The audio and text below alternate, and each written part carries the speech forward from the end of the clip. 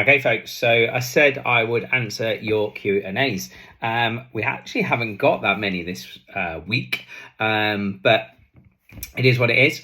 I want to make sure that you're getting the most out of this. So please, if you have any questions, submit them. You can submit them anonymously. There's no need to put a name next to them. And just ask. Feel free to ask. We can help you. Because often answering these questions that you have, others will have too. And that's why we decided to run these live, or not live, should I say, these Q&A sessions. So please feel free to submit any questions that you have around training, recovery, nutrition, all that kind of stuff, and we'll do our best to answer you. All right, but please do give as much detail as possible, so we have enough context, because sometimes the questions are very broad and they're difficult to answer. So without further ado, first up, the first question that we have: which is better, pre-mixed shakes or powders? Pre-mix are more convenient and are more convenient, but are there any more beneficial ways to add extra protein that doesn't involve pounds of meat? Okay. Short answer is yes. There is plenty of ways that you can get your protein intake in through mixed sources, through meat, veggies, pulses, beans, shakes. There's a number of different ways to do it. First bit I'll answer though. You've asked about whether a pre-mixed shakes or powders are best. To be honest, there isn't generally many. The pitfall with the pre-mixed is they have a shorter shelf life. So if you buy multiples of them, they have a shorter shelf life. When we get our fridge, we will stock some pre-done ones because they're, like you say, they're convenient, right? It's easier than mixing up powders. And you don't want to be relying on protein shakes all the while. Now, protein shakes in themselves, the powders, can be used for multiple things. So you could use them in pancakes, you could use them in cooking to help boost up your protein intake. Whereas pre-mixed, you can't do that, right? Because it's just already done in a shake with usually milk inside of there, or a milk blend inside of there. So then you can't really do a lot with it other than make a more complex shake, for example. So there's less versatility there. Is there much difference? Not really. The only thing that I would just be aware of is different brands have different combinations. And as somebody showed me the other week, they showed me a brand which had about 20 grams of sugar in it, and not good stuff, pure sugar. So you've got to be careful what you're, or actually more to the point, you need to learn to read the labels. And this goes for everyone, full stop, not just in protein shakes, but in food. You need to learn to read the labels, because if you can't read the labels, you're going to end up thinking you may be doing something healthy, but it might not be. And I was explaining this to them. Now, is the, like, you're probably going to think, well, what are you talking about, Nick? Well, pre-mixed protein shakes, some of them you can get with low carb in, some you can get with sugars in. Now, dependent on how lean you are and what your goal is, will depend on whether you want something with low sugar or no sugar, or with sugars. Now, if you're quite lean and you're a male under 15% body fat, okay, and your goal is to put on muscle, having some sugars in a shake post-workout will be fine. However, if you have got a fat loss goal, or you want to get leaner goal, and maybe you're 20% and above for men, and like 30% and above for women, I would be sticking to low sugar drinks, or no sugar drinks for protein shakes. And, you know, if you can't get hold of them, then maybe the powder is the better option. We don't want to rely on protein powder, is what I'm trying to say as well, because it is a supplement for a reason. Okay, it's there to top up or add to, especially if someone has lower protein intake. Okay, hopefully that's answered that part. I know it's a bit in depth, but you know, there's a bit more to it than just jumping in, again, it depends on what context this is being asked in. I'm assuming this person, whoever you are, is got a weight loss goal. I'm assuming that. Okay. In regards to getting other sources of protein in, don't think just loads of meat. Okay. There's lots of vegetables that contain high amounts of protein that you can get in. All right. Look at things like peas. They have a very high protein content. Okay. Beans, especially black beans, mung beans, okay, are also very high, and red beans are very high too. If you look on the cans, you'll see the protein intake percentage, or just Google beans, and you'll see, because this is what we get people to do. I'm off the top of my head, I can't think. There's another one as well that I was going to tell you that's high, and I've got brain blank going on. It's the end of the day. So look at the beans, look at lentils, look at pulses as optional, plant sources. You know, you want to get a good range and mix of protein and sources in. Don't just think that protein's only in meat. It's not. Okay. Make sure you're getting fish in if you eat fish. Okay. Make sure you're getting eggs. Eggs are very, very good for you, right? Okay. Again, if you're not vegetarian, eggs can be a very good source because of the fats in them as well. All right. So that sort of covers that. There is a whole veggie cookbook that's available, and vegan cookbook that's got some options in, because you can, you know, the other thing I didn't touch on there is there's some vegan sources of protein that you could have as well that don't necessarily involve meat at all. So, you know, if you want a copy of that, I can point you in the right direction. Okay, it is in your online coaching account, and it should be in the Facebook group as well. So hopefully that answers that question for you. If not, please give me some more context and resubmit the question with a bit more context next time. Okay, number 2, are diet breaks important, and when should you take them? Well, question is, how aggressively are you dieting? If you're dieting for, say, a bodybuilding show, like Ellie is, then, you know, you may not have the time or the option of putting a break in there, right? If you're quite a way out from something like that, then yes, it might make sense to. I'm assuming that when you're talking about diet, you mean structure. I'm assuming you mean calorie deficit. That's what I'm assuming. I don't like the word diet. I'm going to just tell you this now. I do not like the word diet because I think people think restrictive. I prefer the way, and what I tend to refer things to, as lifestyle eating for your goals. All right. Now, if you have a weight loss goal, okay, you should make your nutrition about your goal and about your lifestyle and about the timeline you're trying to achieve that in. If you have a specific date and deadline that you've got to get to a certain weight for, okay, then maybe a diet break isn't appropriate. If you're doing something more aggressive in terms of a calorie cut for because you've left it too late, then maybe you might need to add a break in. Diet breaks are not common practice for most people. If you're eating pretty well most of the time, you shouldn't need a diet break. It should be just, everything should just be built into your lifestyle, right?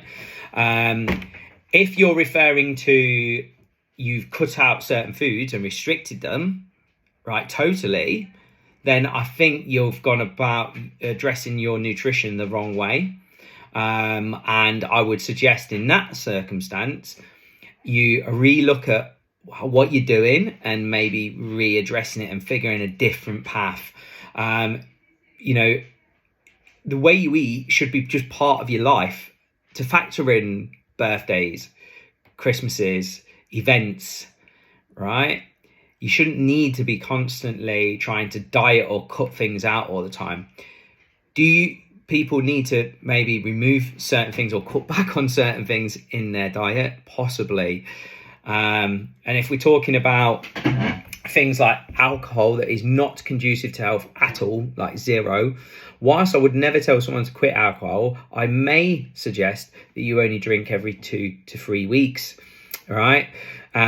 Because if you drink alcohol, it hinders your weight loss and fat loss.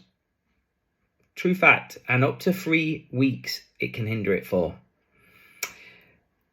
When I put it in that perspective to people, and then people are telling me they're drinking every night, that's not good.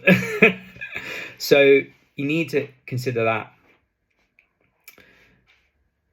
So with diet breaks, as you know, coming back to that, I don't think they're applicable for most people. I don't think you should be taking any diet breaks. I think you should be building your nutrition around your lifestyle and around your goals. You know, ultimately, if you want to lose weight, you need to put yourself in a calorie deficit, right? So in other words, you need to burn more than you are consuming, okay? But done in a manageable way that's not going to be too restrictive, so you rebound after 4 or 5 weeks of following it. It should be done in a way that's nice and steady, where you feel full, where you energy is up at a certain level, and it's easy to maintain for the majority of the time. And it will factor in eating out on the odd occasion and being able to eat what you want, okay? So go and have that burger, chips, pizza, whatever it is, and then maybe a dessert. But I just generally think that most people don't warrant dieting hard enough to warrant a break, all right? If you have been losing weight for quite a while and you have lost the amount of weight that you're happy with and you want to now maintain that weight, that's a different story, okay? If you want to maintain that weight, that just means you need to push your calories up a bit higher to make sure that you're accommodating for that, okay? So yeah, my opinion is no. All right, and I'm saying it's my opinion. There's lots of people with different opinions on this topic, but I would say for the majority of the clients that we work with, okay, not one of them is dieting aggressively enough to really warrant a break. But if you're wanting to maintain your weight and you're talking about maintaining, all right, as a break, then you need to push your calories up higher. And what you do is you raise your calories by 10% per week until you hit a break-even level, okay? And you do not lose and you do not gain. And that's when you stop. You do not increase it by 200, 500, 1,000, because your body will not handle that much in one go, consequently meaning that you'll likely store excess, because the energy's got nowhere to go. The food for the supply of energy has got nowhere to go. So that's where you need to be careful, all right? Hopefully that has answered your question, you know, on that. Now, I will talk about another topic on this and link to this. It's not in the questions, but I'll just cover it because it's sort of connected. Now, what you find is everyone is very different, right? Every single person that we work with is different in some way, shape or form. Different stress levels, different sleep quality, different activity levels, different body shapes, different genetics. These all influence what you can eat, calorie wise, the types of foods that dictate are best for you, and so on. Consequently, you need to adapt that to you. So what's working for me might not work for you. What's working for Ellie might not work for you or me. And what's working for Adam might not work for any of us. You know, it's a case by case basis. And yes, there's some general rules around weight loss and fat loss if they're your goals, and that is be in a calorie deficit. Make sure your protein is consistent. Okay, at 30% of all your calories should be coming from protein sources. Okay, just make sure that is consistent. All right, the leanest females we've got are eating 1.5 kilos of protein. 1.5, wrong, ignore me. 1.5 grams per kilo of protein. Okay, so if we've got an average female that weighs 70 kilos, okay, they are eating around 105 grams of protein per day. Okay, and that means that, you know, that could be something like 2.5 chicken breasts or 3 eggs, okay, 1 chicken breast and 1 salmon fillet, and that would hit the target in a day. And that's without any plant sources or anything. That's just like from meat versions. Okay. Now, that's what I found in 10 years of experience. It seems to be a good number. Can you go higher? Yes. Have we got females eating higher than that? Yes. Am I eating higher than that? Yes. That works well for me, right? But in terms of like dieting is in terms of a weight loss focus and a fat loss focus, you need to know what your calorie tolerance level is. And you know, if I had my way with the majority of you guys, what I generally do is get you to, when you started with this, I would have got you eating like a certain number of calories and then pushing those calories up and up and up and up and up until we hit a wall, right? Until we gain weight. And then what I would do is that give me more of a formula about how much you can tolerate and what your maintenance level is for an average day. However, that normally takes around about 4 weeks to do, maybe even longer in some cases. And then from that point, then we can go, right, okay, you maintain at this amount, okay, but you drop at this amount. So that's what we're going to do. So example, I use myself because it's an easy way for me to explain it again. I can maintain at about 2,700, providing I am training 4 to 5 days a week, right? Based on my average activity. Okay. I have been as high as 3,200. But at that point, I can only sustain that for a number of weeks before I start A, feeling too full, B, I start gaining weight. All right. Now, if I want to drop weight steadily, generally I drop at around about 2,200. And if I want to drop more aggressively, I'm usually around about 1,700. Okay.